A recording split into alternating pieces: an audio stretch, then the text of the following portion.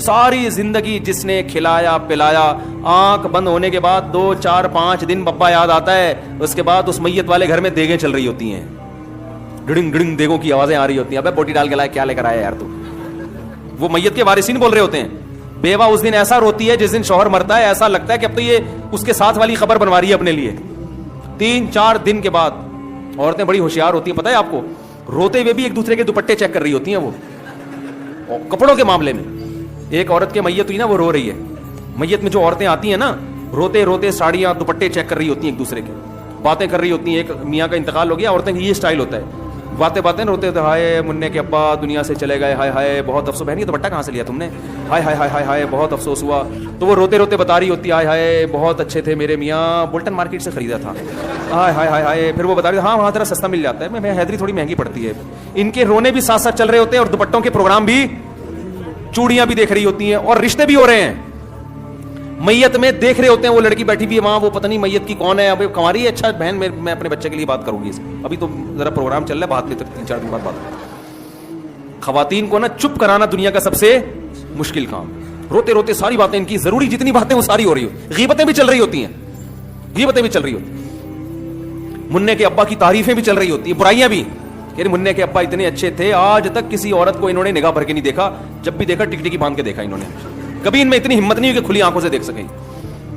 تو 3 دن کتنا رو رہی ہوتی ہے بیوہ, اس کے بعد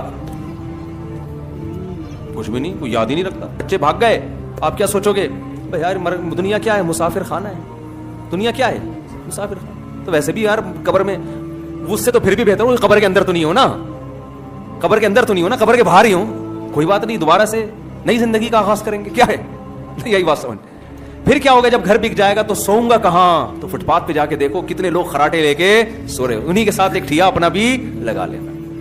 جب ٹینشن ہوگی کہ یار یہ کیا ہو رہا ہے میرے ساتھ, یار میں اتنا بڑا آدمی, تو آپ بولو پیغمبر سے بڑا دنیا میں کوئی نہیں ہو سکتا, پیغمبر سے بڑا کوئی نہیں ہو سکتا. موسیٰ علیہ السلام نے مسافری کی زندگی 10 سال بکریاں چرائی ہیں, کوئی بات نہیں, ہم ٹماٹر کا ٹھیلا لگائیں گے.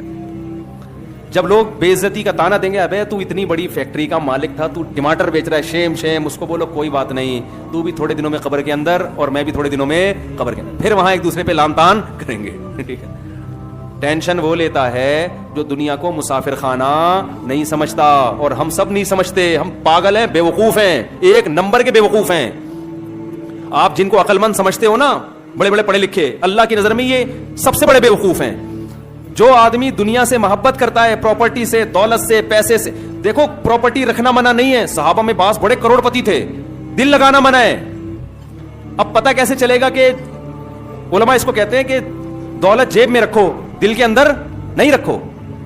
جیب میں ہو آپ, دل کے باہر ہو, دل میں نہیں رکھنی, دل نہیں لگانا ان چیزوں سے, کسی سے دل نہیں لگانا اللہ کے سوا.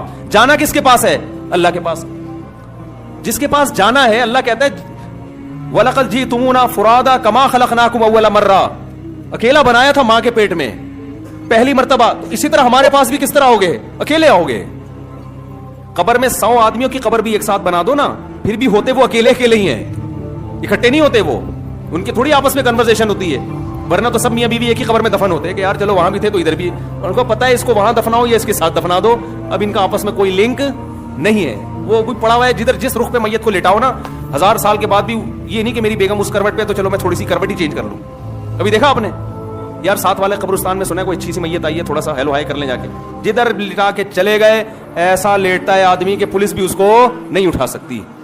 پولیس تو اچھے اچھوں کو اٹھا دیتی ہے, جب آنکھ بند ہوئی ایسا لیٹیں گے کہ پولیس بھی آپ کو ڈنڈے مارے گی, نہیں اٹھو گے آپ. پولیس والے کہتے ہیں ہمارے افسر کا انتقال ہوا تھا, ہم ان کو نہیں اٹھا سکے, آپ کو کہاں سے اٹھا سکتے ہیں. کتنی بے ثباتی ہے دنیا کی یار, 2 منٹ لگتے ہیں آنکھ بند ہونے میں. بڑے بڑے تاجروں, آپ لوگوں نے اپنی زندگی میں کتنوں کو اپنی آنکھوں سے مرتے ہوئے دیکھ لیا ہوگا, اپنے سے کم عمر کو مرتے ہوئے دیکھ لیا ہوگا ہر وقت. کیونکہ جس چیز کا انسان تذکرہ زیادہ کرتا ہے نا, محبت اسی کی دل میں آتی ہے. ہمارا صبح سے رات, شام اور شام سے صبح تک تذکرہ کس کا ہوتا ہے, دنیا, تیری دکان, تیری پراپرٹی, تیرا مال, تیری عزت, تیری شہرت, تو بھول جاتے ہیں. یہ مطلب ہے لا تغرنکم الحیات الدنیا, قرآن کہتا ہے تمہیں دنیا کی زندگی دھوکے میں نہ ڈالے. یہ جس طرح نظر آ رہی ہے حقیقت میں اس طرح ہے نہیں, ہے اس طرح ہے نہیں. آنکھ بند ہو گئی صاحب, مارکیٹ سے کیا ہو گیا, شارٹ. تو میں نے اس فیکٹری کے مالک کو بولا, میں نے کہا یہ فرض کر لو سب بند ہو گیا ہے, ابھی تو آپ کو ڈر لگ رہا ہے نا, آپ بولو ہو گیا ختم فنش, تصور کرو اب کیا ہو رہا ہے, سب بھاگ رہے ہیں آہستہ آہستہ. تو آپ آ گئے ٹماٹر کی ریڈی لگانے. ٹماٹر کی ریڈی بھی اگر آپ کہہ سکتے ہو یہ کہاں سے لاؤں گا, تو میں نے کہا اس کے پیسے میں دے دوں گا, اتنا تو ہمارا بھی حق بنتا ہے نا.